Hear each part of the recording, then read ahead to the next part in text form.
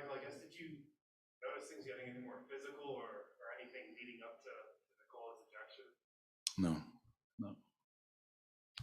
What was the explanation that you got there, Mike? Two texts, didn't get much of an explanation. Nicola can't do that. He's aware of that.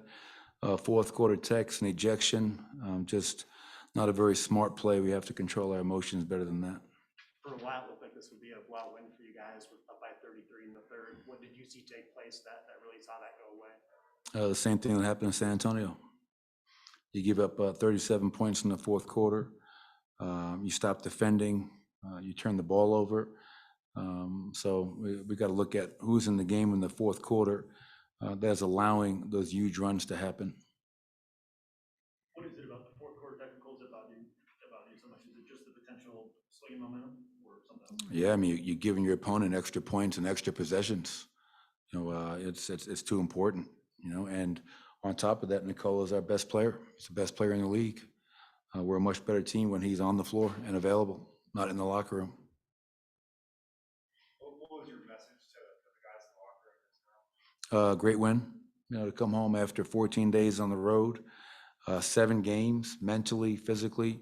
A lot of times that next game at home is almost like the last game of that road trip. So for us to play as well as we did for the majority of that game, was really proud of our guys. I mean, it's disappointing way the game ended. We had that game in hand, and I had to put our starters back in once again, 2 games in a row.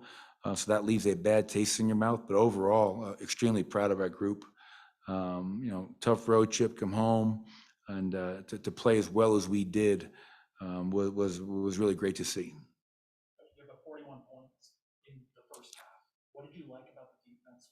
What message does that send to your group going into this one? Yeah, I don't know if it's much of a homestand. We play Wednesday and we're back on the road. Going into tonight's game, we had played the fewest home games and the most road games in the West. And that's another reason I couldn't be more proud of our group. Some people probably look at us as 13-13 going into tonight's game and are maybe displeased.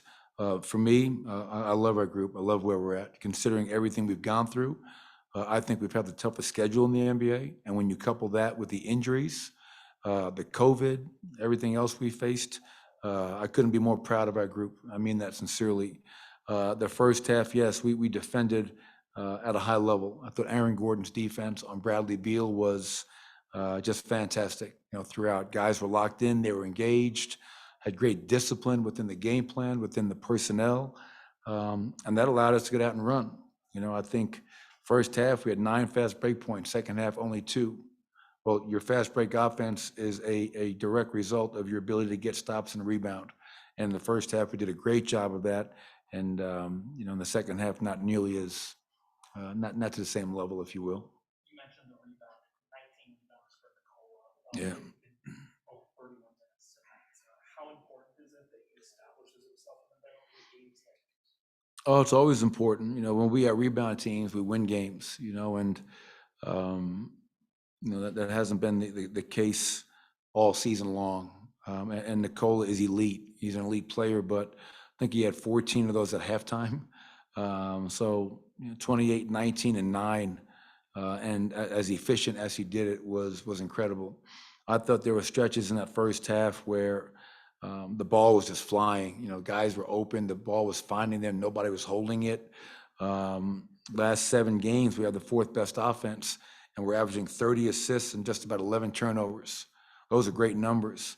And we were on our way to doing that. We had 26 more assists tonight with only 13 turnovers. So that's been a big part of the offense, playing a lot better as of late. Aaron Gordon enters the game questionable with that back issue, but sure didn't look like on that windmill. Yeah. That could have belonged in the dunk contest. Just what was your view of that play? Well, I think I'm glad you brought that up because I think a lot of guys in Aaron's situation probably wouldn't have played, knowing that you're going to be tasked with the responsibility of guarding a guy that has led the league in scoring. So if you got a sore back, he didn't really go through shoot around this morning. I didn't think he's going to play because the trainers were saying it was that bad. But he told me, he goes, let me give it a go, see how I feel. And for him to go out there and play 39 minutes, 16 points, 5 boards, 3 assists, and some big plays on defense speaks to him just being a warrior. He's been great for us this year. That dunk was, to your point, that's Aaron Gordon at his finest in the open court, windmill.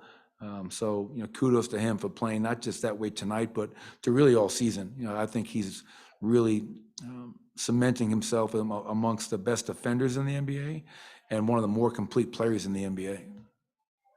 All right. Thanks, guys.